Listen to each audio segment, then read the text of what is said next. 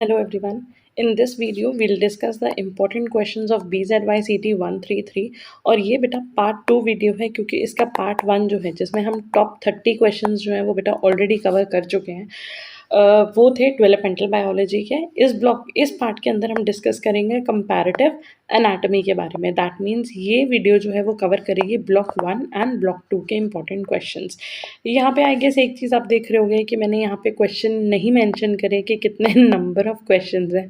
The reason being I think question ज़्यादा हैं। It is not 20, it is not 30, it is more than 30। So without wasting time let us begin.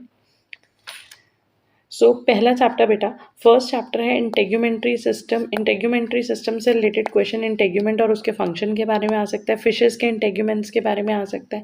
जब आप fishes के integuments के बारे में करोगे तो जो 3 टाइप ऑफ स्केल्स होते हैं उनको अच्छे से याद कर लेना, क्योंकि हो सकता है स्केल्स पे अलग से नोट आ जाए।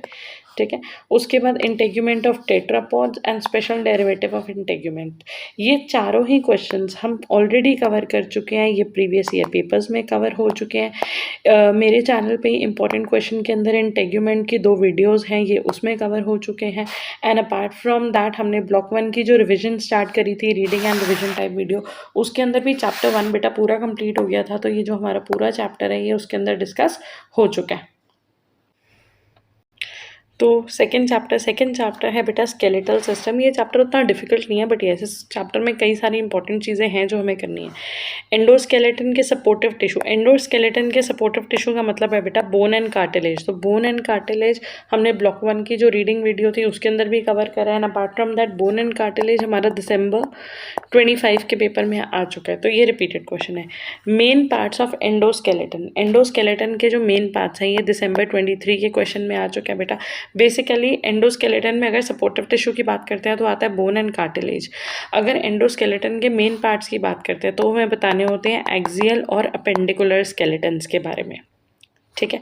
उसी तरह यहाँ पे एक्सियल और अपेंडिकुलर स्केलेटन के बारे में बताना है।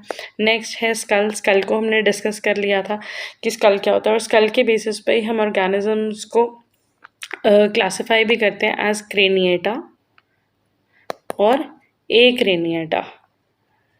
ठीक है। उसी स्कल वाले पैराग्राफ में ही हमने पढ़ा था कि हम अग्नाथा और गिनाथोस्टोमाटा भी जो जॉ जिनके पास होता है या जॉ लेस होते हैं, ठीक है, तो जॉ और विदाउट जॉ वाले के बेसिस पे भी हम क्लासिफाई करते हैं।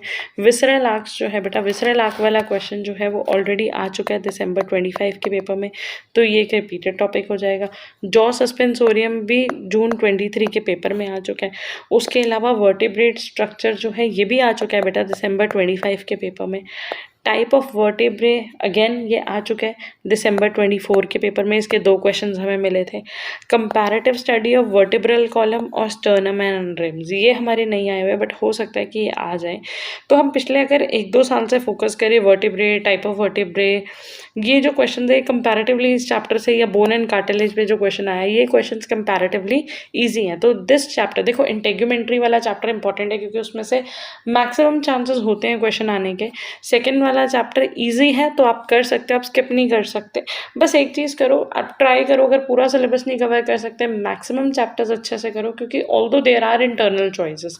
अगर आप डेवलपमेंटल बायोलॉजी के 6 चैप्टर्स हैं, कोई 4 अच्छे से कर लो, ठीक है, 3 अच्छे से कर लो, यहाँ पे भी ऐसे ही करो। सो ट्राई करो और प्रीवियस ईयर पेपर्स अच्छे से कर लो, क्योंकि प्रीवियस ईयर पेपर्स में आपका मैक्सिमम सिलेबस जो है या इंपॉर्टेंट क्वेश्चंस कवर हो जाते हैं।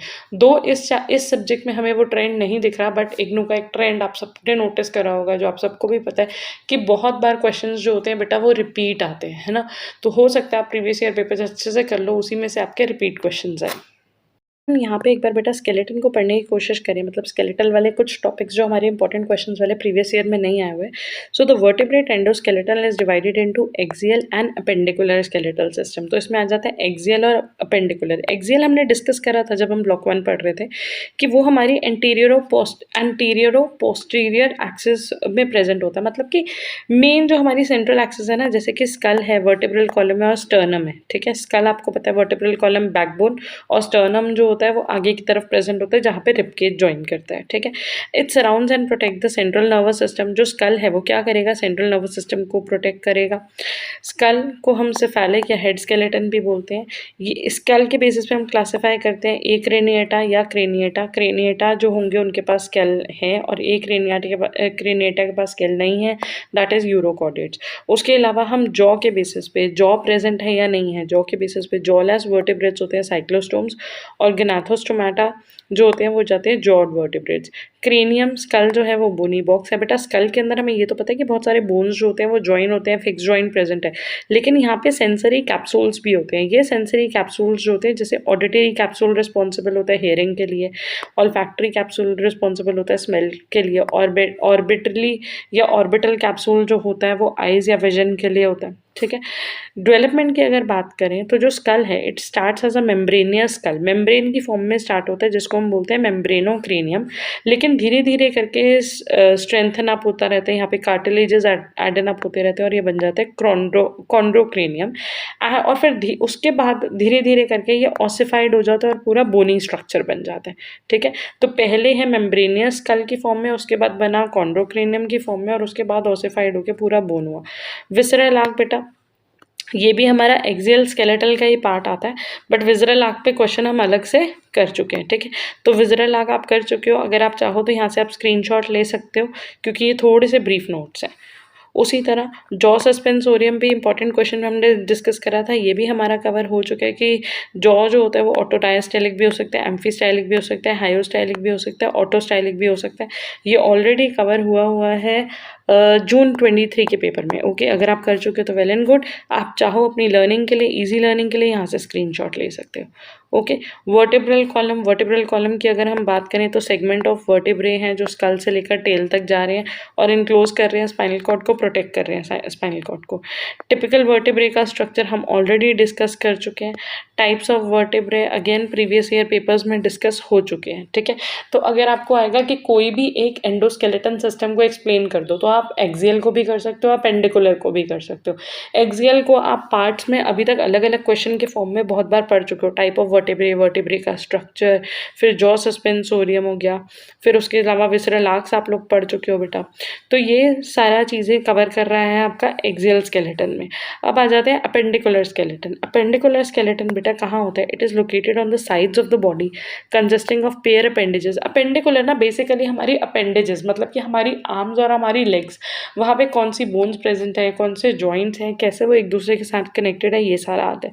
तो अपेंडिकुलर स्केलेटन में बेटा मेन दो चीज़ें आ रही है, एक आ रहा है पेक्टोरल गर्डल, एक आ रहा है पेल्विक गर्डल। पेक्टोरल हमारा हो जाता है ये जो आर्म्स और शोल्डर वाला पूरा पोर्शन होता है, ठीक है। Anterior girdle made up of dermal and endochondral bones.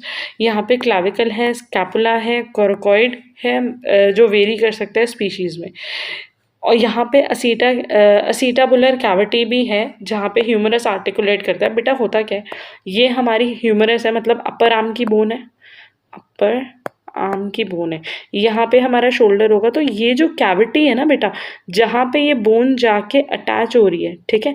तो यहाँ पे एक सेकेंड, हाँ जी, ये जो कैविटी बन रही है ना बच्चे, ये कैविटी हमारी हो जाएगी असीटाबुलर कैविटी, ठीक है। अगर हम बात करते हैं पेल्विक गर्डल के बारे में, तो पेल्विक गर्डल क्या होता है, पेल्विक गर्डल है posterior girdle made up of dermal bones forming identical hip bones. ये भी डर्मल बोन से बना हुआ है। यहाँ पे हिप बोन है, हिप बोन का जो मेन हिप बोन होती है, हिप बोन में होता है इलियम, इशियम और प्यूबिस।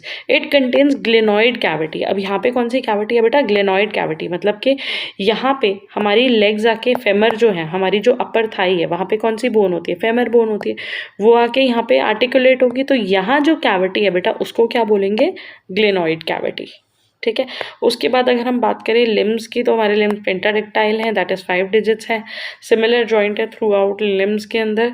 और हमारी जो बोन्स हैं वो क्या हैं, ह्यूमरस होती है अपर आर्म में, अपर थाई में होती है फेमर, रेडियस अल्ना होती है हमारी लोअर आर्म में, और टिबियो और फिबुला होती है हमारी काव्स में, और कार्पल्स और टार्सल्स हमारे फिंगर्स और डिजिट्स में, ठीक है। तो इसको अगर आप और अच्छे से करोगे तो आई थिंक क्लास 11th या क्लास 12 में आप सब बच्चों ने स्केलेटल सिस्टम वाला करा होगा, वो वाले नोट्स उठा के कर लो। एक्सियल और अपेंडिकुलर स्केलेटन वो भी बहुत ईजी है, यहाँ से करना चाहो यहाँ से कर लो, बुक से करना चाहो बुक से कर लो। नेक्स्ट आ जाते हैं बेटा ribs and sternum. Ribs and sternum क्या होता है? रिब आप सबको पता है कि रिब केज है जो हमारे लंग्स को, हमारे हार्ट को प्रोटेक्ट करता है, एक बोनी केज है। ये अटैच होता है हमारी वर्टिब्रेट के साथ and the sternum to form a thoracic cage.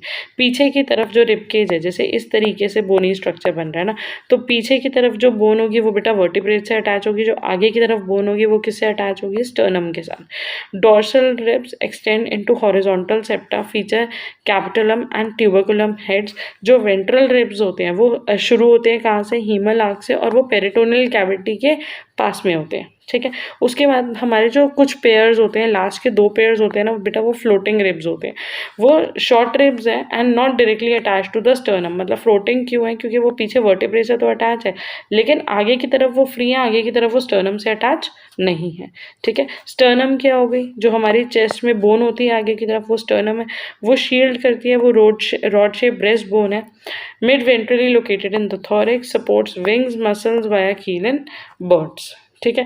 तो ये एक बहुत ब्रीफ सा इंट्रो था हमारा स्केलेटल सिस्टम के जो लेफ्ट आउट क्वेश्चंस थे उनके बारे में।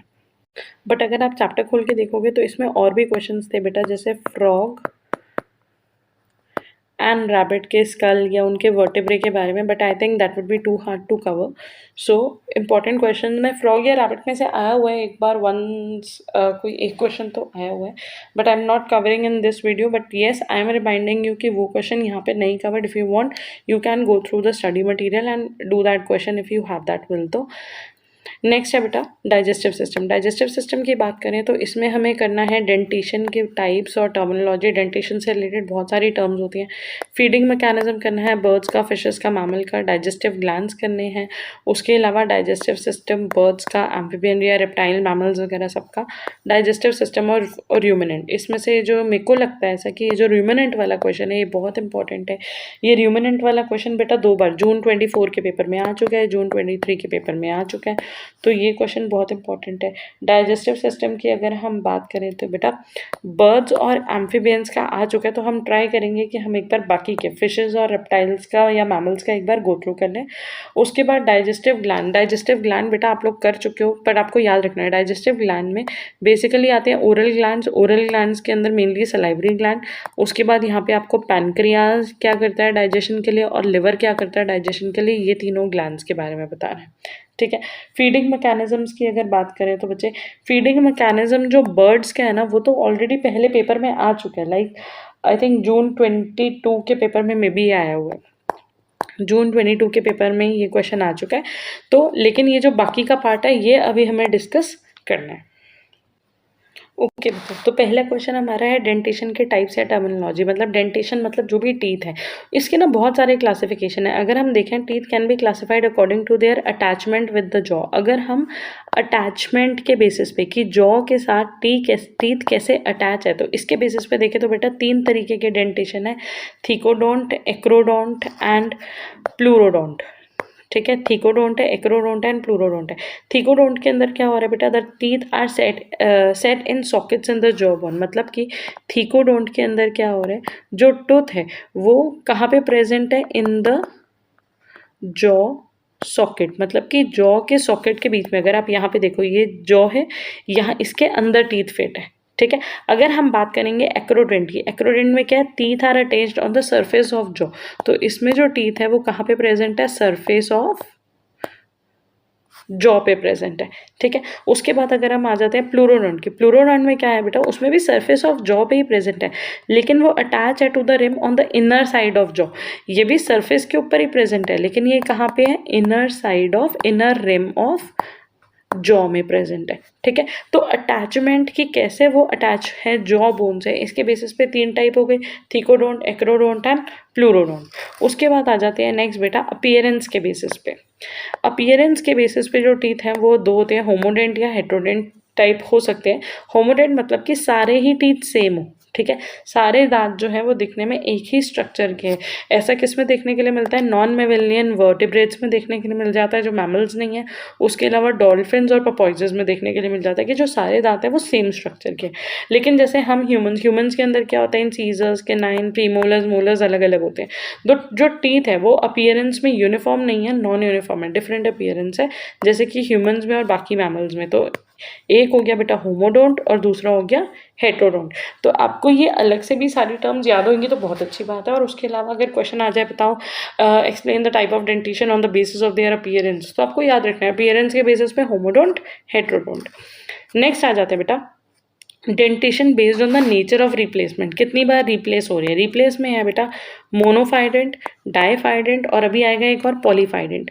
मोनोफाइडेंट का मतलब होता है only one set of tooth are present throughout the life. जैसे डाइफाइडेंट की बात करते हैं, वो हमारे लिए समझना सबसे आसान है। अब हम ह्यूमंस, बीइंग ह्यूमन, हमारे क्या होता है, we have 2 sets of teeth in our life time. एक मिल्क टूथ आता है जब हम बच्चे होते हैं, तो मिल्क टूथ, तो by the time we reach a age of maybe 8 और 10, तो हमारे जो मिल्क टूथ है जिसको हम डेसिडस टूथ भी बोलते हैं वो शेड हो जाते हैं and then we get the permanent tooth. ठीक है, तो हमारा जो लाइफ टाइम है उसमें we are getting the set of dentals twice. ठीक है, तो उसको बोलेंगे डाइफाइडेंट।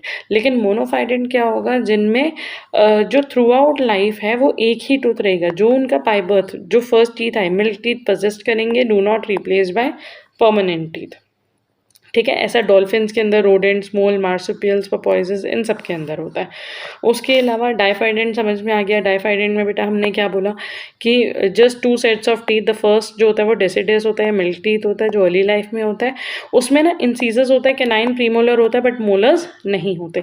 बाद में जब परमानेंट टीथ आते हैं तो सेकेंड सेट ऑफ टीथ में इंसीजर्स, कैनाइन, प्रीमोलर, मोलर सारे होते हैं। एग्जाम्पल में आ गए मैमल्स, ह्यूमंस, अदर प्राइमेट्स सारे, डॉग, कैट, बफेलो, एवरीवन। पॉलीफाइडेंट के अंदर क्या होगा, टीथ्स आर कंटिन्यूसली रिप्लेस, दांतों की कोई कमी नहीं है, कोई टेंशन की बात नहीं है, लड़ लिया, टूट गए, दोबारा आ जाएंगे, नो वरीज। दैट मीन्स इनके जो दांत है वो कंटिन्यूसली रिप्लेस होते रहते हैं। This type of dentition ensures regeneration of teeth if wear off breaker diminish their function. ठीक है, ऐसा हो रहा है रेप्टाइल में, एम्फीबियन में और शार्क में। ठीक है जी। अब उसके अलावा भी बेटा एक और टाइप ऑफ टीथ है। वैसे तो ज़्यादातर हमारा जो टीथ आता है या तो वो नंबर ऑफ टाइम्स के बेसिस पे, या होमोफाइडेंट अपीयरेंस के बेसिस पे, या फिर कैसे जॉ से अटैचमेंट है उस बेसिस पे, वही वाले 3 टॉपिक जो थे वो ज़्यादा इंपॉर्टेंट थे। बट फिर भी type of teeth on the basis of crown height या कस्प के बेसिस पे भी आ सकता है। अगर हम क्राउन हाइट की बात करें तो हो सकता है हाइप्सोडोंट बोल दो या हिप्सोडोंट बोल दो, और ब्रैकियोडोंट होता है। इसमें क्या होता है, क्राउन्स जो होते हैं वो हाई होते हैं। आपको यहाँ पे दिख रहा है कि ये जो क्राउन है ये हाई है। ऐसा किस में होता है, हॉर्स में। और अगर क्राउन्स लो होते हैं, नीचे की तरफ ही होते हैं, ज़्यादा हाई नहीं होते, तो ऐसा इसको बोलते हैं ब्रैकियोडोंट। ये होता है ह्यूमंस में और पिग्स में। ठीक है, उसके बाद कस्प, बीच में जो बल्जेस बनते हैं ना बेटा, वो कस्प होते हैं। कस्प के बेसिस पे अगर कस्प पीक बना रहे हैं, ठीक है, अगर हम दांत को देखेंगे कस्प की वजह से पीक्स बन रही हैं ऐसे, तो अगर कस्प पीक्स बना रहे हैं तो वो होंगे बुनोडोंट। जैसे कि ओमनिवोर्स लाइक ह्यूमंस, हमारे मोलर्स, प्रीमोलर्स में जो कस्प होते हैं ना वो पीक बनाते हैं। ठीक है, लोफोडोंट में क्या होगा, cusp drawn out into ridges. Cusp जो है वो बाहर की तरफ निकल के रिजेस बना रहे होंगे, जैसे ये रिजेस बन रही है। ठीक है, ऐसा किसमें होगा, rabbit, rat, elephant, zebra, rhinos वगैरह में। तीसरा है बेटा सेलेनोडोंट के अंदर क्या है, क्रिसेंट शेप कस्प है। जो कस्प है वो कैसा है, crescent shape, half moon shape ले रहा है कस्प। ऐसा होगा अफ्रीकन बफेलो और हिप्पोपोटामस में। हालांकि ये वाला जो टाइप ऑफ डेंटेशन है ना, मुझे भी लगता है कि ये जो है वो लीस्ट इंपॉर्टेंट है, बट स्टिल डेंटेशन कर रहे हैं तो ये कर ही लेते हैं। नेक्स्ट आ जाता है बेटा फीडिंग मैकेनिज्म। फीडिंग मैकेनिज्म में हमने बर्ड्स का पहले आ चुका है। ठीक है, तो बर्ड्स और एक सेकेंड, बर्ड्स का पहले आ चुका है, तो हम एक बार फिशेस, मैमल्स, रेप्टाइल्स वगैरह जिसका ज़रूरी है एक बार गो थ्रू कर लेते हैं। हाँ जी बेटा, तो अगर हम बात करते हैं फिशेस की, फिशेस के टीथ कैसे होते हैं, पॉइंटेड होते हैं, माउंटेड ऑन जॉज होते हैं, होल्डिंग, टेयरिंग और स्वेलिंग में हेल्प करते हैं। फिशेस जो होती है ना, अगर हम इनके न्यूट्रिशन या फीडिंग हैबिट्स की बात करें तो ये कार्निवोर्स भी हो सकती हैं, ये ओमनिवोर्स भी हो सकती हैं, और ये हर्बीवोर्स भी हो सकती हैं। ठीक है, हम मेनली कंसर्न है कि कार्निवोर्स अपना फूड कैसे कैप्चर करके कैसे अपना फूड कंज्यूम कर रही है।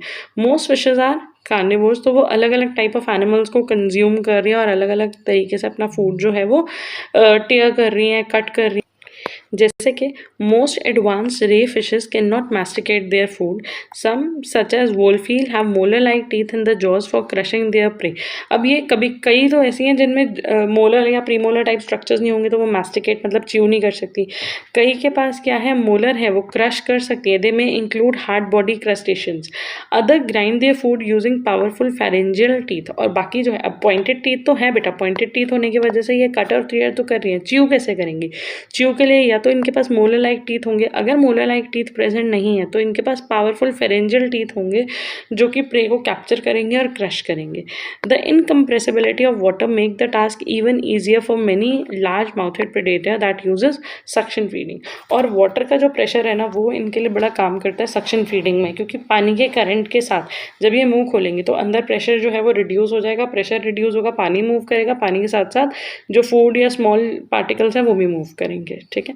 When the mouth is open a negative pressure is created, मतलब अंदर प्रेशर कम होता है, जिसकी वजह से with sweeps the prey inside, जो अपने साथ प्रे पानी अंदर जाएगा, प्रे को जो भी फूड है उसको भी अंदर ले जाएगा। This method is commonly use by teleost among ram feeding. इसको हम सक्शन फीडिंग भी बोल सकते हैं, रैम फीडिंग। रैम फीडिंग में क्या होता है बेटा, आपने शायद किसी मूवीज या किसी एनिमेटेड वीडियोस में देखा हुआ होगा कि कोई एक बड़ी फिश है, वो यहाँ से आराम से बहुत धीरे धीरे किसी छोटी फिश के आसपास से होते हुए जा रही है कि वाटर में ज़्यादा मूवमेंट ना हो, जाते जाते फिश को इनगल्फ कर लिया। ठीक है, तो वो हो जाती है RAM feeding. Okay, so one of the most important successful and widely employed method for feeding has evolved is filter feeding. उसके बाद एक इम्पॉर्टेंट, तो हमने कहा सक्शन फीडिंग हो रही है क्योंकि जब मुंह ओपन कर रही है तो नेगेटिव प्रेशर क्रिएट हो रहा है, वाटर के साथ प्रे अंदर चला जाता है। उसके बाद हमने कहा रैम फीडिंग भी हो सकती है। रैम फीडिंग में क्या होता है, रैम फीडिंग के अंदर जो प्रेडेटर है move pass the prey with its open mouth और उसको इंगल्फ करते हुए भाई साहब आगे निकल जाते हैं। One of the most important successful and widely employed method for feeding is filter feeding. Majority of the filter feeders use ciliated surface to produce currents which draw drifting food particles to their mouth. Filter feeding में क्या होगा, इनके पास सीलियाज या सीलिया type structure होंगे जिससे water current को ऐसे generate करेंगे कि पानी इनके मुंह की तरफ आए और उसके साथ साथ जो भी फूड पार्टिकल्स है ना वो भी बेटा इनके माउथ के अंदर एंटर हो जाए। ठीक है।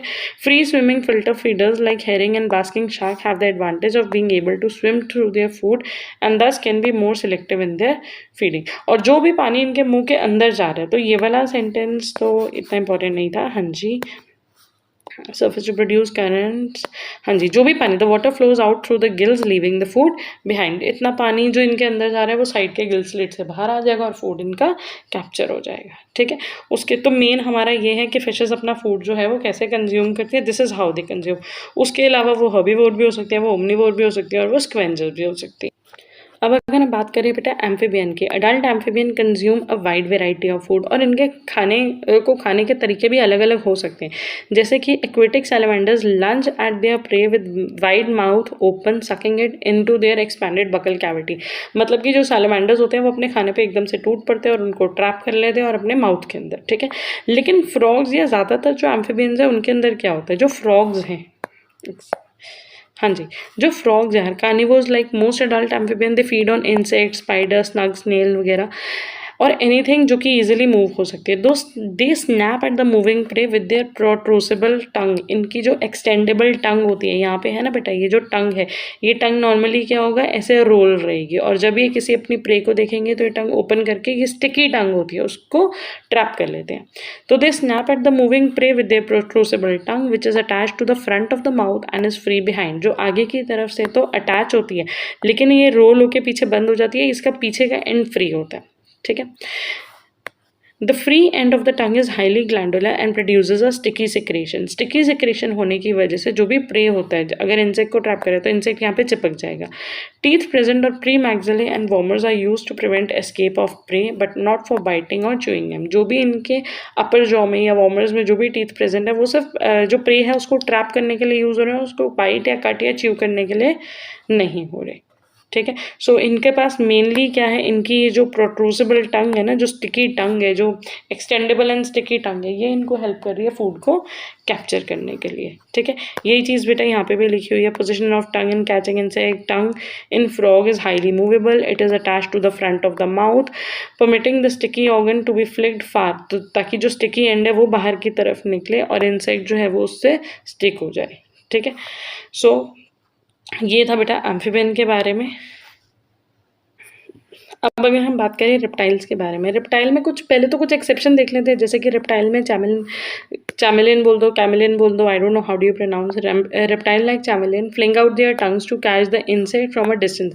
जैसे अभी हमने फ्रॉग का देखा था ना कि अपनी टंग से ट्रैप करते हैं, तो चैमेलियंस भी वैसे ही ट्रैप करते हैं, ठीक है। बट ये एक एक्सेप्शन है क्योंकि नॉर्मली सारे रेप्टाइल्स ऐसा नहीं कर रहे। अब अगर हम आते हैं रेप्टाइल्स पे, तो रेप्टिलियन जॉ और palate are provided with pointed teeth. बेटा इनके पास पॉइंटेड टीथ है जिससे ये अपने प्रे को, एनिमल को होल्ड, टीयर और स्वेलो कर सकते हैं।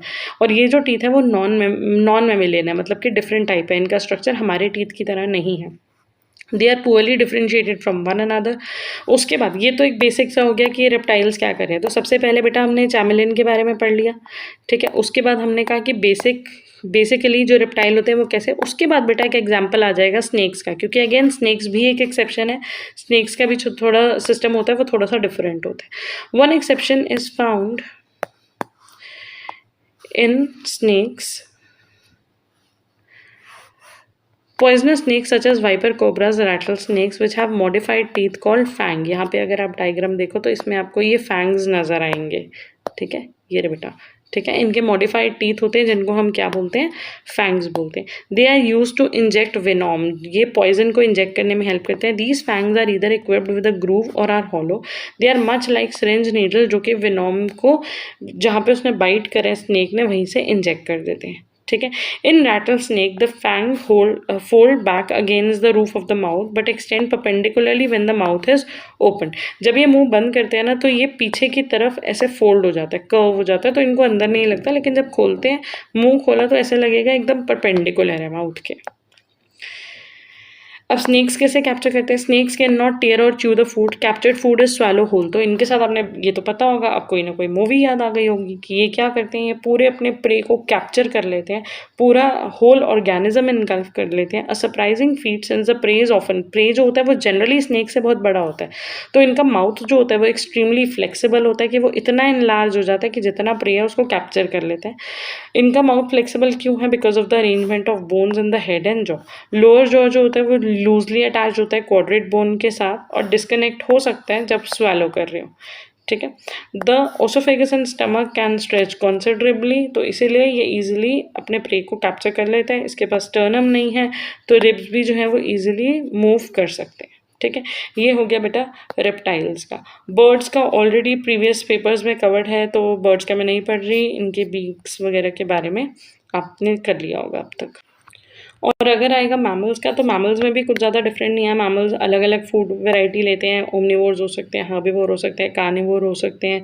स्पेशलाइज्ड डाइट होती है, फीडिंग हैबिट्स अलग अलग होती हैं, कैप्चर, रिड्यूस। अब इस यहाँ पे ना बेसिकली हमें और कुछ नहीं करना, हमें मेनली इनकी डेंटिशन को एक्सप्लेन कर देना है, ठीक है। कि हमारे पास इंसीजर्स के 9 मोलर, प्रीमोलर अलग अलग तरह के टीथ होते हैं फॉर अलग अलग पर्पसेस। उसके अलावा टीथ जो होते हैं वो हमारे हेट्रोडेंट होते हैं, मतलब कि difference in appearance and function होते हैं। उसके अलावा क्योंकि हमारे पास डेसिडियस टीथ आते हैं और परमानेंट टीथ आते हैं, तो हम क्या हो गए, हम हो गए डाइफाइडोंट हो गए, ठीक है। तो इसमें आप डेंटिशन के बारे में एक्सप्लेन कर दोगे तो ये हो गया feeding mechanism in mammals. So with this हमारा ये वाला चैप्टर डिस्कस होकर खत्म होता है। अगेन र्यूमिनेंट्स का डाइजेस्टिव सिस्टम अच्छे से कर लेना। डाइजेस्टिव ग्लैंड्स आई होप आपको पता होंगे या आपने प्रीवियस ईयर पेपर्स में कर लिया होगा, और ह्यूमन डाइजेशन भी अगर आए तो आप इजीली एक्सप्लेन कर पाओगे। अब आ जाते हैं बेटा रेस्पिरेशन। रेस्पिरेशन वाले चैप्टर में से जो सबसे इंपॉर्टेंट क्वेश्चन, जो हमारा स्टार मार्क क्वेश्चन हो सकता है, वो है रेस्पिरेशन इन एम्फीबियन या फिर फ्रॉग जी, ठीक है। अब यहाँ पे मैंने पल्मोनरी लिखा है क्योंकि किसी किसी पेपर में स्पेसिफिकली पल्मोनरी रेस्पिरेशन बोला था, बट इसमें क्यूटेनियस रेस्पिरेशन होता है। तो जब हम रेस्पिरेशन क्योंकि एम्फीबियन क्या होता है बेटा, जब early stages of their life में होते हैं तो ये दीज आर एक्वेटिक, पानी में रहते हैं। उस टाइम पे इनकी जो रेस्पिरेशन होती है वो स्किन के थ्रू होती है मेनली। उसके बाद जैसे जैसे जैसे ये डेवलप होते हैं, मेटामॉर्फोसाइज होते हैं, टेरेस्ट्रियल मोड में आ जाते हैं। जब टेरेस्ट्रियल मोड में आते हैं तो ये लंग्स के थ्रू रेस्पायर कर रहे हैं। तो यहाँ पे पल्मोनरी रेस्पिरेशन भी है और क्यूटेनियस रेस्पिरेशन भी है, ठीक है। नेक्स्ट क्वेश्चन हमारा है रेस्पिरेशन इन बर्ड्स, उसके बाद respiration in mammals. Respiration in mammals भी बेटा जून 23 के पेपर में, दिसंबर 22 के पेपर में आ चुका है। उसके बाद आ जाता है हमारा गिल, आँख और इंटरनल एक्सटर्नल गिल। तो एक बार हम फटाफट से डिस्कस कर लेते हैं रेस्पिरेशन इन बर्ड्स, गिल, आँख और इंटरनल एंड एक्सटर्नल गिल्स को। चलिए बेटा, gills are of 2 type, external gills और इंटरनल गिल। एक्सटर्नल नाम ही बता रहा है बाहर की तरफ, तो ऐसे गिल्स हमें देखने के लिए मिलते हैं कुछ उतने ज़्यादा डेवलप फिशेज़ में नहीं, पहले वालों में जैसे कि सैलेमेंडर लार्वा वगैरह में, तो वहाँ पे मैं एक्सटर्नल गिल, ये ऐसे लग रहा है पत्ते लगा दिए बट सॉरी ये एक्सटर्नल गिल्स है। ओके, आप समझने के लिए गूगल से कोई अच्छी डायग्राम देख लेना। एक्सटर्नल गिल्स जो होते हैं वो डेवलपमेंट होते हैं from the integument covering the outer surface of branchial या विसरल आर्क। मतलब कि ये वो इंटेग्यूमेंट है, इंटेग्यूमेंट मतलब हमारी स्किन का सबसे आउटर मोस्ट लेयर का कोई डेवलपमेंट है, कोई स्ट्रक्चर है जो कि कहाँ पे प्रेजेंट है, ब्रांकियल या विसरल आर्क के बाहर प्रेजेंट है and protrude into the surrounding water. और ये बाहर की तरफ है तो बेटा ये पानी के कॉन्टैक्ट में। They are found in fish and larva of many vertebrates including lung fishes, amphibian et cetera. They are usually branched, filamentous and derive from ectoderm. और माना जाता है कि ये कहाँ से, कौन सी लेयर से डिराइव्ड है, एक्टोडर्म से। Functioning of external gill poses no problem since the gill filaments are in direct contact with water. तो जो एक्सचेंज ऑफ गैसेज है वो ईजिली हो जाता है। लेकिन एक्सटर्नल होने की वजह से सबसे बड़ा डिसएडवांटेज क्या है बेटा, इंजरी या फिर डैमेज होने का। ठीक है, नेक्स्ट है बच्चे इंटरनल गिल्स। इंटरनल गिल्स यहाँ पे डायग्राम भी दिखाया हुआ है कि फिशेस के यहाँ जो हमें गिल स्लिट्स दिखते हैं वो बाहर नहीं दिखते। अगर ये ऊपर के जो फिन्स हटा दे, जो ये फिन्स हटा देंगे तो अंदर की तरफ ये गिल फिलामेंट्स मतलब इंटरनल गिल्स नजर आएंगे। इंटरनल गिल्स जो होते हैं are associated with pharyngeal slits. ठीक है, फेरेंजियल स्लिट्स जो कि जिनको हम गिल स्लिट्स बोल रहे हैं। उसके बाद एंड पाउचेस की फॉर्म में प्रेजेंट होते हैं। इंटरनल गिल्स कंपोज होते हैं series of parallel gill lamella, ऐसे ना, जैसे यहाँ पे भी आपको दिख रहा है ऐसे पैरेलल लाइंस है। ठीक है, ये पैरेलल गिल लेमेला है, पैरेलल गिल लेमेला होता है। Although in some form they may be filamentous, they may be borne on both the sides of interbranchial septa और in some cases present on one side. ये जो centre में line जा रही है ना बेटा, ये है इंटरब्रैंकियल सेप्टा। या तो ये एक ही साइड पे होंगे सेप्टा के, और कई कई फिशेज में दोनों साइड पे होते हैं। अगर एक ही साइड पे होंगे तो उसे हम बोल देंगे हेमी ब्रांच, और अगर दोनों साइड पे होंगे तो उसको बोल देंगे होलो ब्रांच या होलो ब्रांक। ठीक है, so a series of gill lamella present on one side of an interbranchial septum termed as half gill या hemibranch. Hemibranch join with the interbranchial septum to form complete gill. और hollow branch में क्या होता है, दोनों तरफ मतलब दोनों तरफ हेमीब्रांच प्रेजेंट है। The gills are covered and protected by skin folds. It is generally assume that internal gills are derive from ectoderm. Endoderm, हमने ऊपर क्या कहा था कि एक्टोडर्म है, और यहाँ पे किससे डिराइव्ड है, एंडोडर्म से, but the exact origin is not yet known. Next question जो हमने डिस्कस करना बेटा, गिल आर्क्स। गिल आर्क जो है चैप्टर 4 का ही टॉपिक है।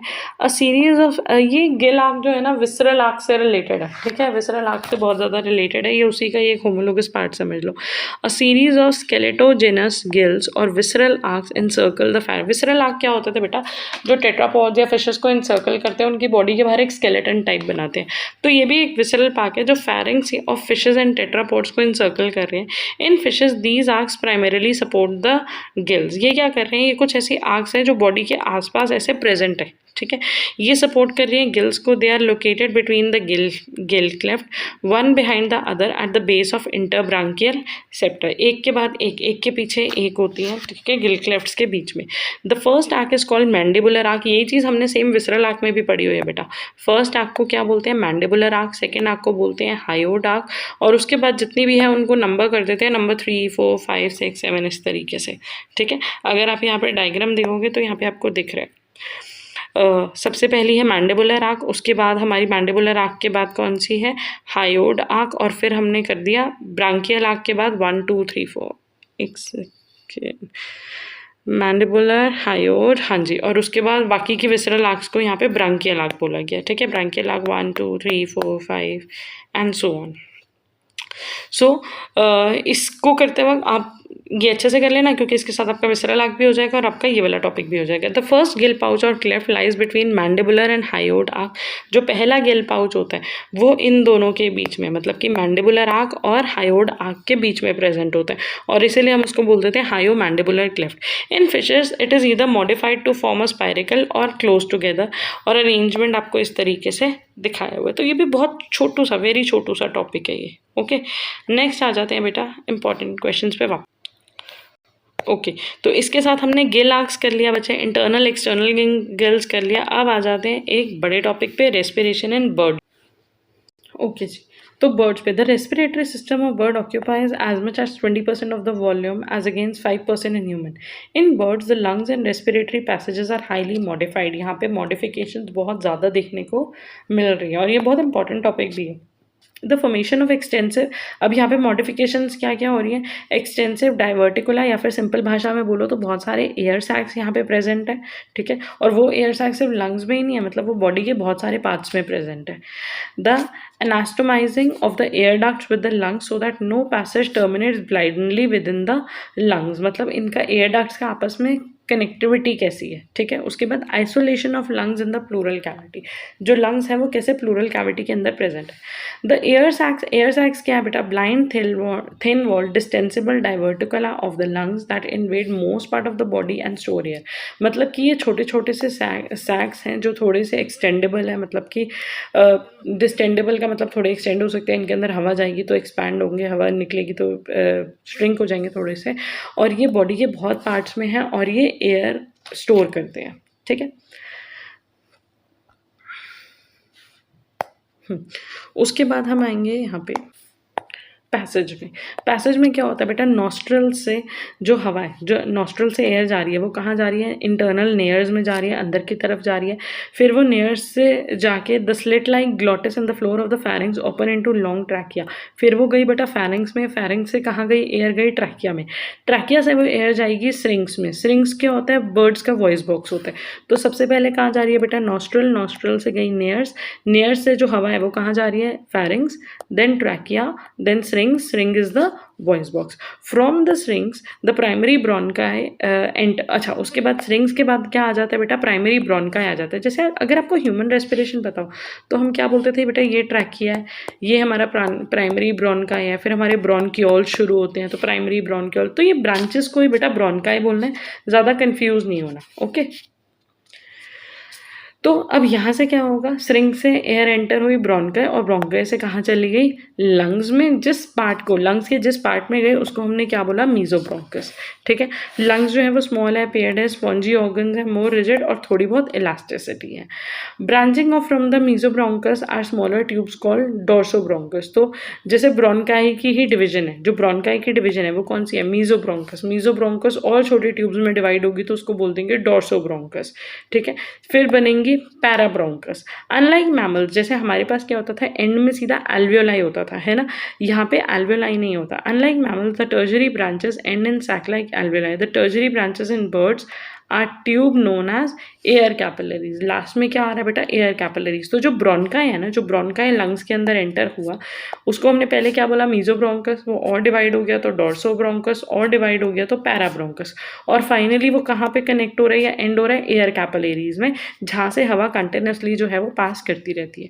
Gas exchange actually occurs in the air capillaries. तो जो भी गैसेस एक्सचेंज है वो कहाँ पे हो रहा है, एयर कैपिलरीज में प्रेजेंट हो रहा है, ठीक है। यहाँ पे एयर सैक्स का रोल बड़ा इंपॉर्टेंट है।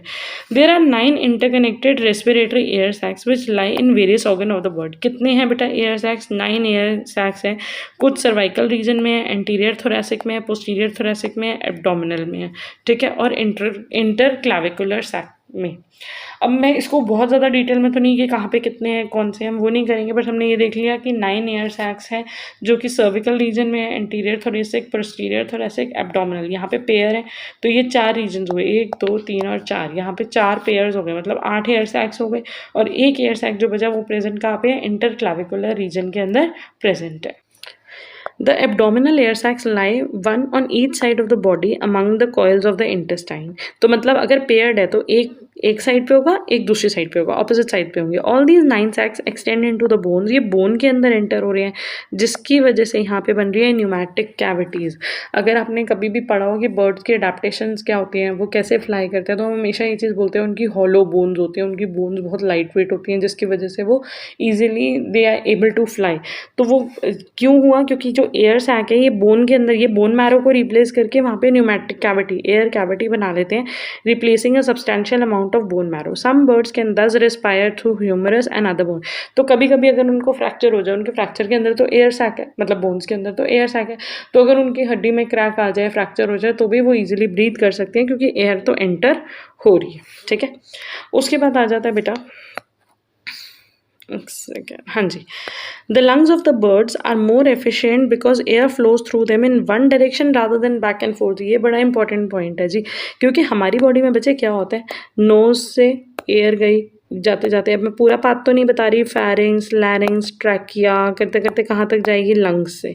लंग्स से ऑक्सीजन चली गई ब्लड के अंदर, CO2 वापस आई, और CO2 बेटा इसी पाथ से एक्सेल आउट हो रही है।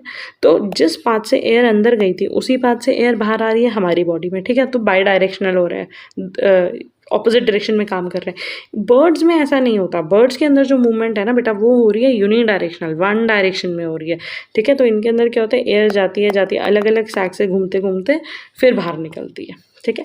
One way of air flow of air through the lungs lead to greater concentration of oxygen, जिसकी वजह से इनको ऑक्सीजन बहुत ज़्यादा मिलती है, अच्छे से इनमें गैसेस एक्सचेंज होता है, ये आराम से उड़ भी रहे होते हैं हाई अल्टीट्यूड पे जहाँ पे ऑक्सीजन का प्रेशर कम हो, वहाँ पे भी इनको ऑक्सीजन डिफिशिएंट फील नहीं होता, क्योंकि इनका जो रेस्पिरेटरी सिस्टम है, जो एयर की सर्कुलेशन है, वो इस हिसाब से बनी हुई है, ठीक है। यहाँ तक का बात स्ट्रक्चर वाला बहुत इंपॉर्टेंट है। अब आ जाते हैं इसके मैकेनिज्म पे। मैकेनिज्म पे बेटा क्या हो रहा है, air in the bird respiratory system passes through in 2 breathing cycles. 2 breath cycles हो रही है, मतलब कि हम करते हैं एक इनहेल एक एक्सहेल, है ना। इनकी जो रेस्पिरेशन की साइकिल कंप्लीट हो रही है ना, उसमें क्या होगा, इनहेलेशन एक्सहेलेशन, इनहेलेशन एक्सहेलेशन, तो जाके जो एयर अंदर गई थी वो सेकेंड एक्सहेलेशन में पूरी बाहर निकलती है, ठीक है। सो ड्यूरिंग द तो यहाँ पे जो भी इनकी बर्ड्स का रेस्पिरेटरी सिस्टम है, एयर उसमें पास हो रही है 2 ब्रीथ साइकिल्स में। During the process of respiration air is first inhaled by the bird and passes through straight ducts namely bronchi and mesobronchi into posterior air sac. तो बेटा जो भी एयर इनहेल हुई थी वो एयर पास होते हुए कहाँ से, ब्रोंकाई मीजोब्रोंकाई से पास होते हुए कहाँ तक गई, एयर सैक तक गई, पोस्टीरियर एयर सैक तक गई, ठीक है। ये कब हुआ, ये हुआ फर्स्ट इनहेलेशन के टाइम पे। उसके बाद क्या होगा बेटा, inhalation of the air is followed by exhalation which causes the previously inhaled air to move from posterior air sac into the parabronchi। अब क्या होगा बच्चे, जब यहाँ पे exhalation हो रही है, ठीक है, जब यहाँ पे एक्सहेलेशन हो रही है तो ये जो पहले से एयर पोस्टीरियर एयर सैक के अंदर प्रेजेंट है, ठीक है, वो पोस्टीरियर एयर सैक से निकल के कहाँ आ जाएगी, वो आ जाएगी बेटा पैराब्रोंकाई में। हमने पढ़ा था ब्रोंकाई भी कौन से थे, एक था मीजोब्रोंकाई, आते हैं वापस उनके नाम पे, कहाँ गए जी नाम, हाँ जी ये रे बेटा, एक था मीजोब्रोंकाई, फिर था डोर्सोब्रोंकाई, फिर था पैराब्रोंकाई। तो पहले एयर कहाँ गई, मीजोब्रोंकाई में गई और वहाँ से पोस्टीरियर एयर सैक के अंदर चली गई, ठीक है। उसके बाद उससे निकल के कहाँ जाएगी, पैराब्रोंकाई में जाएगी, ठीक है जी। तो यहाँ से कहाँ पे आ गई, पैराब्रोंकाई में आ गई इनहेलेशन एक्सहेलेशन के टाइम पे। फिर क्या होगा, अब पैराब्रोंकाई एयर सैक से कहाँ पे आ गई, पैराब्रोंकाई के अंदर आ गई। अब सेकंड इनहेलेशन होगी, सेकंड इनहेलेशन के अंदर पैराब्रोंकाई से जो एयर है वो कहाँ जाएगी, एंटीरियर एयर सैक में, मतलब पैराब्रोंकाई से जो एयर है वो कहाँ जा रही है, एंटीरियर एयर सैक के अंदर जा रही है। और ऐसा कब हो रहा है, ऐसा हो रहा है सेकेंड इनहेलेशन के टाइम पे। अब होएगी बेटा सेकेंड एक्सहेलेशन, ठीक है। और सेकेंड एक्सहेलेशन के टाइम पे क्या होगा, ये जो एयर जो यहाँ पे आई थी एंटीरियर एयर सैक के अंदर आई थी, ये बॉडी से बाहर रिलीज आउट हो जाएगी, ठीक है। थोड़ा सा कंफ्यूजिंग है। तो यहाँ पे क्या हुआ, एयर जो थी वो आई पहले एंटीरियर एयर सैक के अंदर, नहीं सॉरी पोस्टीरियर एयर सैक के अंदर, पोस्टीरियर एयर सैक के अंदर आई, पोस्टीरियर एयर सैक से एक्सहेलेशन के टाइम पे कहाँ चली गई, पैराब्रोंकाई में, पैराब्रोंकाई से कहाँ गई, एंटीरियर एयर सैक में, एंटीरियर एयर सैक से कहाँ चली गई, बॉडी से बाहर। तो इनके अंदर जो सर्कुलेशन है वो क्या है, one way air flow system present है। तो this was about the respiration mechanism in birds. Next आ जाते हैं बेटा चैप्टर नंबर 5 पे। चैप्टर नंबर 5 में हमारे पास है एवोल्यूशन ऑफ हार्ट, ऑलरेडी पहले के पेपर में आ चुका है, कॉम्पोजिशन ऑफ ब्लड आ चुका है, रेस्पिरेटरी पिगमेंट नहीं आया तो रेस्पिरेटरी पिगमेंट आप कर सकते हो, लिम्फेटिक सिस्टम या फिर लिम्फेटिक ऑर्गन्स जो हैं वो बेटा पहले आ चुके हैं, और आर्टेरियल सिस्टम जिसमें आयोटिक आर्क्स आती हैं ये भी पहले आ चुके हैं। एवोल्यूशन ऑफ हार्ट वाले की बात करें तो वो आपका दिसंबर 22 में आया है। कॉम्पोजिशन ऑफ ब्लड तो आएगा सभी 25 में, जून या दिसंबर के किसी पेपर में आया है। लिम्फेटिक ऑर्गन्स वाला जो क्वेश्चन है वो 24 दिसंबर 24 के पेपर में आया है, और आयोटिक आर्क वाला क्वेश्चन भी है वो भी जून 23 के पेपर में आया है। तो यहाँ पे रहेगा रेस्पिरेटरी पिगमेंट। रेस्पिरेटरी पिगमेंट में कुछ ज़्यादा डिफिकल्ट नहीं है, इसमें आपको बताना है सिर्फ और सिर्फ हीमोग्लोबिन के बारे में कि हीमोग्लोबिन जो है वो एक आयरन कंटेनिंग पिगमेंट होता है, उसके अंदर हीम होता है, पोरफायरिन रिंग्स होते हैं, वो ऑक्सीजन बाइंडिंग कैपेसिटी रखता है, हाई एफिनिटी होती है ऑक्सीजन के लिए, और कैसे ऑक्सीजन के साथ बाइंड करता है, so the next chapter number 6 urogenital system. Urogenital system में भी काफ़ी सारे क्वेश्चन जो मुझे इंपॉर्टेंट लगे वो क्वेश्चन हमारे रिपीटेड क्वेश्चन ही हैं। फाइलोजेनी एंड सक्सेशन वाला क्वेश्चन, ये क्वेश्चन बेटा आ चुका है दिसंबर 24, दिसंबर 23, जून 22। और यस, ये क्योंकि ये बहुत इंपॉर्टेंट 10 मार्कर था तो ये आपको पेपर में नहीं, इसकी सेपरेट वीडियो है इंपॉर्टेंट क्वेश्चंस वाली प्लेलिस्ट में, ठीक है। नेफ्रॉन का स्ट्रक्चर भी रिपीटेड क्वेश्चन है, ये दिसंबर 25, जून 25, जून 24 में आया है। उसके बाद फंक्शन ऑफ यूरिनरी सिस्टम भी इंपॉर्टेंट क्वेश्चन है, ये भी पहले आ चुका है। Mail genital system, female genital system, दोनों दिसंबर 24 में जेनिटल सिस्टम पे क्वेश्चन आया था। उसके बाद आ जाता है मैमरी ग्लैंड। मैमरी ग्लैंड या मैमरी अपरेटस पे क्वेश्चन नहीं आया। And I think function of urinary system के बारे में आई एम नॉट श्योर, तो हम फटाफट से इन दोनों क्वेश्चंस को गो थ्रू कर लेते हैं। सो अगर हम बात करें फंक्शन ऑफ यूरिनरी सिस्टम की, किडनी जो है उसका काम क्या होता है, प्रोड्यूस करना है, एक्सक्रीट करना है यूरिन को, जिसमें मेटाबॉलिक वेस्ट प्रेजेंट होंगे। और ज़्यादातर जो वेस्ट हमारी बॉडी से यूरिन के फॉर्म में, यूरिन के साथ रिलीज आउट हो रहा है वो अमोनिया, यूरिया, यूरिक एसिड, मतलब कि वो हमारी बॉडी का नाइट्रोजनस वेस्ट होता है, ठीक है। उसके अलावा किडनी रेगुलेट करती है ब्लड और इलेक्ट्रोलाइट, मतलब आयन और ब्लड वाटर के बैलेंस को मेंटेन करती है, जिस प्रोसेस को बेटा ऑस्मो रेगुलेशन बोलते हैं। अपार्ट फ्रॉम दैट किडनी एक एंजाइम प्रोड्यूस करती है रेनिन, जो हमारे ब्लड प्रेशर को मेंटेन करने में हेल्प करता है। उसके अलावा cortical cells of kidney secrete a hormone called erythropoietin. हमारी किडनी के जो सेल्स होते हैं, कुछ कॉर्टिकल सेल्स, जो कॉर्टेक्स के अंदर जो सेल्स होते हैं, दैट रिमाइंड्स मी, अगर हो सकेगा तो एक बार किडनी का स्ट्रक्चर कर लेना कि उसमें एक मेडुला रीजन होता है, कॉर्टेक्स होता है, and all that. Cortical region जो होता है वो एक हार्मोन सिक्रीट करता है जिसको बोलते हैं इराइथ्रोपोएटिन, जो एसोसिएटेड होता है फॉर्मेशन ऑफ ब्लड के साथ। इराइथ्रो वर्ड से ही पता चल रहा है ना बेटा, आरबीसी, तो ये आरबीसी के फॉर्मेशन में हेल्प करता है। इन केस ऑफ ब्लड और हाइपोक्सिया, मतलब लो लेवल ऑफ ऑक्सीजन के अंदर ना, जब हमारी बॉडी के अंदर ब्लड कम है या ऑक्सीजन कम आ रहा है तो इराइथ्रोपोएटिन की फॉर्मेशन बढ़ जाएगी ताकि ज़्यादा ब्लड आरबीसीज बने और ज़्यादा ऑक्सीजन बॉडी के अंदर ट्रांसपोर्ट हो। In certain male vertebrates apart from carrying urine, the ducts from kidneys also carry sperm and are called urinogenital duct. क्योंकि मेल्स के अंदर बेटा जो स्पर्म डक्ट होती है और जो यूरिनरी डक्ट होती है वो कॉमन होती है, तो एक कॉमन पैसेज है, इसीलिए हम उसको बोलते हैं urinogenital duct, but that is in males. In females ureter act as the only passage for urine, ठीक है। सो ये थे हमारे function of urinary system. Next है बेटा mammary apparatus. Mammary apparatus refer कर रहा है मैमल ग्लैंड्स और उसके साथ के एसोसिएटेड ऑर्गन से। मैमल्स को उसका नाम मैमल्स ही क्यों पड़ा, क्योंकि उनके पास मैमरी ग्लैंड्स या मैमरी अपरेटस है। मैमरी अपरेटस में आ रहा है mammary glands, elevated nipples which are outlets for the secretion, and the breast or mammae, ठीक है, which are the integumentary swelling due to the presence of these gland. Gland की वजह से जो एक आउटबर्स्ट, जो एक स्वेलिंग बन रही है उसको बोल रहे हैं ब्रेस्ट या मैमे। उसके अलावा एलिवेटेड होल्स जहाँ पे सिक्रीशन हो रही है मिल्क की, दैट आर निपल्स, और मैमरी ग्लैंड्स जो मिल्क प्रोड्यूस कर रही है, ठीक है।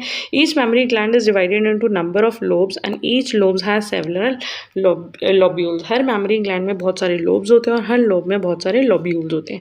Lobules are formed of connective tissue in which secretory cells called alveoli are embedded. तो हमने क्या बोला बेटा कि हर ग्लैंड के अंदर होते हैं लोब्स, लोब्स के अंदर प्रेजेंट होते हैं लोब्यूल्स, और लोब्यूल के अंदर कनेक्टिव टिश्यू हैं जो कि क्या है, एल्वियोलाई, ठीक है। कनेक्टिव टिश्यू के सेक्रेटरी सेल्स हैं जो क्या है, एल्वियोलाई। एल्वियोलाई जो होते हैं वो ग्रेप लाइक, मतलब क्लस्टर की फॉर्म में प्रेजेंट होते हैं माइन्यूट डक्ट के आसपास। प्रोजेस्टेरोन जो होता है वो स्टिमुलेट करता है ग्रोथ ऑफ एल्वियोलाई को, और एस्ट्रोजन जो है वो स्टिमुलेट करता है ग्रोथ ऑफ डक्ट्स को। तो ये दो हार्मोन की वजह से फाइनली जो है वो सिक्रीशन होती है, ठीक है। Ducts from the lobules unite to form single lactiferous duct और मिल्क कैरिंग डक्ट। ये जो अलग अलग लॉब्यूल्स थे ये बाद में इनसे जो डक्ट्स है वो ज्वाइन होकर एक ही डक्ट बनाएंगे, एक बड़ी डक्ट बनाएंगे जिसको बोल देंगे lactiferous duct. Each duct open by a pore at the nipple. The nipple is bordered by pigmented area जिसको बोलते हैं एरियोला, और जहाँ पे प्रेजेंट होते हैं बहुत सारे सेबेशियस ग्लैंड्स, ठीक है। और बस दिस इज अबाउट, और इसका जो मेन फंक्शन होता है वो क्या होता है, to feed the young ones, ठीक है, ये to feed the offsprings. So ये हो गया यूरिनोजेनिटल के बारे में। और यस, इससे मुझे याद आया, अगर हो सके तो जब आपके चैप्टर्स हो जाए, जो जो चैप्टर्स आपको लगता है आपने अच्छे से कवर करे हैं, तो उनके समरी पॉइंट्स पढ़ लो, ठीक है जी। और 1 मार्कर्स के लिए भी आप चैप्टर के इन बिटवीन के फिलअप, मैच द फॉलोइंग, वो सारी चीज़ें कर सकते हो, that is up to you.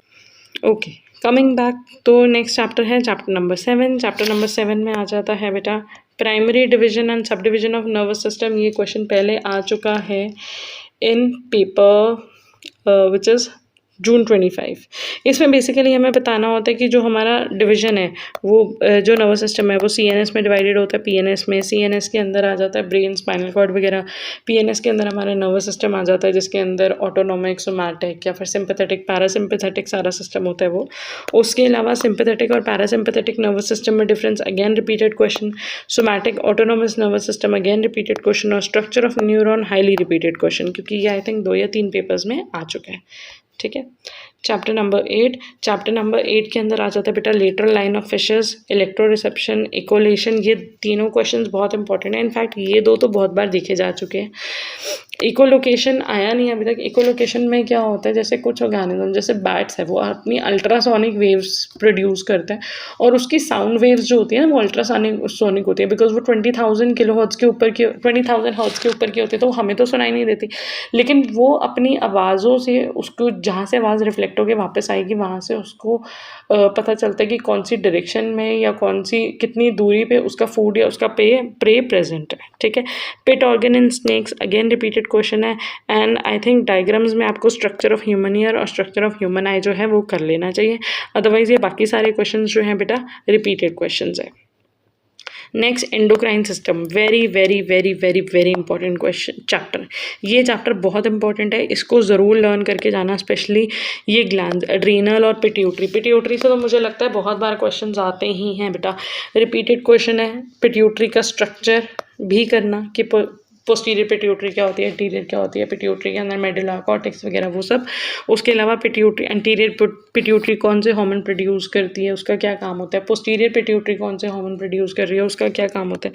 Similar for adrenal gland बेटा, हार्मोन्स और उनके फंक्शन तो ज़रूर करना, हो सके तो इसका स्ट्रक्चर भी कर लेना। उसके अलावा अभी तक थायराइड, पैराथायराइड और पैनक्रियाज वगैरह पे आई डोंट थिंक अभी तक आया है, बट हाँ आ सकता है। थायराइड का फंक्शन बताओ कि थायराइड ग्लैंड क्या प्रोड्यूस करता है। अच्छा, पैनक्रियाज पे तो आया हुआ है, पैनक्रियाज के स्ट्रक्चर का क्वेश्चन आया था बेटा दिसंबर 23 में। उसके अलावा ना एक क्वेश्चन आ जाता है, डिस्क्राइब द वेरियस ग्लैंड्स। हाँ जी, एक क्वेश्चन आया था दिसंबर 25 में, ग्लैंड्स एंड मैमल्स। अब अगर आप ग्लैंड्स एंड मैमल्स की बात करो तो बेटा उन्होंने स्पेसिफाई नहीं करा कौन से ग्लैंड्स प्रेजेंट है। अब ग्लैंड में तो एंडोक्राइन ग्लैंड के हिसाब से ये ग्लैंड भी तो हम बोल देंगे एंडोक्राइन ग्लैंड है, उसके अंदर ये होते हैं। उसके अलावा इंटेग्यूमेंट्री वाले सिस्टम में हमने करा था कि सेबेशियस ग्लैंड्स होते हैं और उसके अलावा स्वेट ग्लैंड्स होते हैं। ठीक है, वो भी पढ़ा था। उसके अलावा डाइजेशन की अगर हम बात करें तो हमने ओरल ग्लैंड अभी डाइजेस्टिव वाले में पढ़ा कि हमारे सलाइवरी ग्लैंड होते हैं, लिवर होता है, पैनक्रियाज होता है। तो आपको याद रखना है कि अगर ग्लैंड से रिलेटेड, अगर तो उन्होंने नाम दे दिया कि पिट्यूटरी का फंक्शन बताओ, एड्रीनल का बताओ, तब तो क्लियर है, सॉर्टेड है। लेकिन अगर उन्होंने बोला ग्लैंड, तो please read the question wisely कि उन्होंने क्या बोला है, एंडोक्राइन ग्लैंड बोला है, या उन्होंने बोला है कि डाइजेस्टिव ग्लैंड बताओ, या उन्होंने बोला है इंटेग्यूमेंट्री ग्लैंड बताओ, या सिर्फ ग्लैंड बोला है। अगर सिर्फ ग्लैंड बोला है तो आपको तीनों को कैटेगराइज करना पड़ेगा। एक पेपर में I think there was also a question called neurocrine या नर्वस सिस्टम से रिलेटेड ग्लैंड। तो नर्वस सिस्टम से रिलेटेड ग्लैंड तो ज़्यादातर बेटा पिट्यूटरी और हाइपोथैलेमस ही होता है। ठीक है, तो अगेन इसमें से हमारे ये वाले क्वेश्चंस जो हैं, पिट्यूटरी रिपीटेड है, एड्रीनल रिपीटेड है, पैनक्रियाज भी कर चुके हैं। तो एक बार थायराइड और पैराथायराइड को देख लेते हैं। सो अगर बात करें बेटा थायराइड ग्लैंड की, it is located in the neck region. It is a 2 lobe structure. The 2 lobes जो होते हैं वो कनेक्टेड होती हैं एक स्ट्रक्चर से जिसको हम बोलते हैं इस्थमस। थायराइड ग्लैंड जो होता है वो कहाँ से डिराइव्ड है, एंडोडर्म से। It arises as an unpaired median in evagination, ये वाला पॉइंट आप छोड़ सकते हो। उसके बाद the gland is form by number of spherical follicles, each follicle have a central lumen surrounded by secretory epithelial cells. अगर आप यहाँ पे देखो, यहाँ पे बहुत सारे फॉलिकल्स हैं और बीच में खाली ल्यूमन है। ठीक है, तो बेसिकली ये नेक में प्रेजेंट है। इसकी 2 लोब्स हैं, 2 लोब्स को कनेक्ट कौन कर रहा है, 2 लोब्स को कनेक्ट कर रहा है इस्थमस। और ये जो ग्लैंड है ये कौन से टिश्यू से या कौन सी लेयर से डिराइव है, एंडोडर्म से। ठीक है, द हार्मोन थायरॉक्सिन, इसकी क्या प्रोड्यूस करता है, मेनली प्रोड्यूस करता है thyroxine. The thyroxine hormone is secreted by thyroid gland. It is a derivative of amino acid tyrosine. Follicular epithelial cells of thyroid gland absorb iodine from the blood vessel and convert them into iodine molecule. तो ये iodide ion absorb करते हैं और उसको change करते हैं iodine में, और ये जो आयोडीन मॉलिक्यूल है वो टायरोसिन अमीनो एसिड के साथ कंबाइन होता है और बन जाता है क्या, T3 और T4 हार्मोन हमारा, ठीक है। तो यहाँ पे बेसिकली T3 T4 ये 2 हार्मोन्स बन रहे हैं और इन हार्मोन्स का काम क्या होता है, मेनली हमारी बॉडी के अंदर कार्बोहाइड्रेट, फैट्स और प्रोटीन्स के मेटाबॉलिज्म को कंट्रोल करना, रेगुलेट करना। Thyroid secretions play significant role in maintenance of normal metabolism of the organism. It accelerates the rate of oxidative metabolism and regulate the growth and morphogenesis. Yes, morphogenesis के अंदर या कई organism, अगर हम mammals की मतलब हम vertebrates की बात ना करें तो उसके अलावा mammals की बात ना करें तो हमने देखा था कि frog वगैरह के अंदर तो thyroid stimulating hormone या thyroid hormones जो होते हैं वो metamorphosis में भी help करते हैं। थायराइड फैसिलिटेट करता है कार्बोहाइड्रेट यूटिलाइजेशन को, क्योंकि वो ग्लूकोज को रिलीज करता है। It is also known to regulate water and salt in the body. तो ये एक एंटी डायरेटिक हार्मोन का भी काम करता है। ये मेंटेन करता है हमारी नॉर्मल एक्टिविटी गोनाड्स की और नर्व्स और मसल्स की। तो मेनली थायराइड कहाँ पे प्रेजेंट है, थायराइड क्या सिक्रीट करता है, वहाँ उसके लिए आयोडाइड चाहिए होता है जिसको आयोडीन में कन्वर्ट करता है और फिर T3 और T4 हार्मोन बनाता है और उसके बाद उन हार्मोन्स का फंक्शन, ठीक है बेटा। उसी तरह आ जाते हैं पैराथायराइड पे। पैराथायराइड ग्लैंड जो है वो सिक्रीट करता है 2 हार्मोन्स, पैराथॉर्मोन और कैल्सिटोनिन। ये जो 2 हार्मोन्स है ये इन्वॉल्व होते हैं कैल्शियम मेटाबॉलिज्म की हेल्प में और ये एंटागनिस्टिक है। एंटागनिस्टिक का मतलब होता है ये एक दूसरे के ऑपोजिट काम कर रहे हैं। एक अगर कैल्शियम एब्जॉर्प्शन को बढ़ाएगा तो दूसरा उसको कम करेगा। The parathormone regulate the Uptake of calcium and it deposition in bone. ये कैल्शियम को बॉडी के अंदर अब्जॉर्ब करता है, अपटेक करता है, बोन्स के अंदर डिपॉजिट करता है। वेयरएज कैल्सिटोनिन जो होता है वो कैल्शियम को बोन्स में से निकालता है और प्रमोट करता है restoration of calcium level to the blood और वापस उसको कहाँ भेजता है, ब्लड के अंदर। तो पैराथायरॉइड ग्लैंड से 2 हार्मोन्स रिलीज हो रहे हैं, दैट इज पैराथॉर्मोन और कैल्सिटोनिन, ठीक है।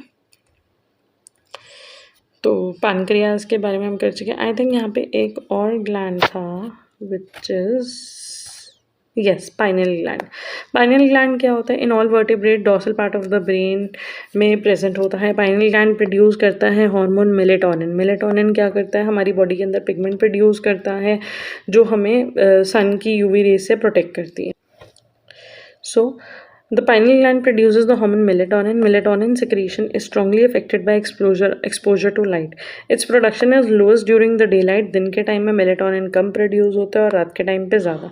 नॉन मेमेलियन वर्टेब्रेट्स की अगर बात करें लाइक एम्फीबियन, रेप्टाइल्स वगैरह की, तो पाइनल ग्लैंड जो होता है वो रिस्पॉन्सिबल होता है कैर्डियन रिदम में, मतलब कि जो बायोलॉजिकल क्लॉक होती है ना उसको मेंटेन करने में, that are about 24 hours in length. A circadian rhythm serve as a biological clock जो कि बहुत सारे फिजियोलॉजिकल प्रोसेस को रेगुलर पैटर्न में करने में हेल्प करती है इन मैमल्स। अच्छा, उसके बाद हमारी बॉडी में मैमल्स में अगर हम देखें तो पाइनल ग्लैंड जो है वो प्रोड्यूस करता है मेलेटोनिन रात को और कुछ हद तक ये कैर्डियन रिदम को भी कंट्रोल करता है, ठीक है। सो विद दिस बेटा हमारी ये वाले क्वेश्चंस भी खत्म हो गए। हमने थायराइड भी कर लिया, पैराथायराइड भी कर लिया और साथ में पाइनल ग्लैंड भी देख लिया, बट इंपॉर्टेंट पिट्यूटरी और एड्रीनल ही हैं। प्रीवियस ईयर पेपर्स को अच्छे से कर लो क्योंकि उसमें मान के चलो सारे इंपॉर्टेंट क्वेश्चंस कवर्ड होते हैं। So with this we are done with block 1 and block 2 के क्वेश्चन ऑल्सो। अब मैंने तो नहीं लगाया कि 20 हैं या 30 हैं, आप काउंट कर लेना and thank you so much.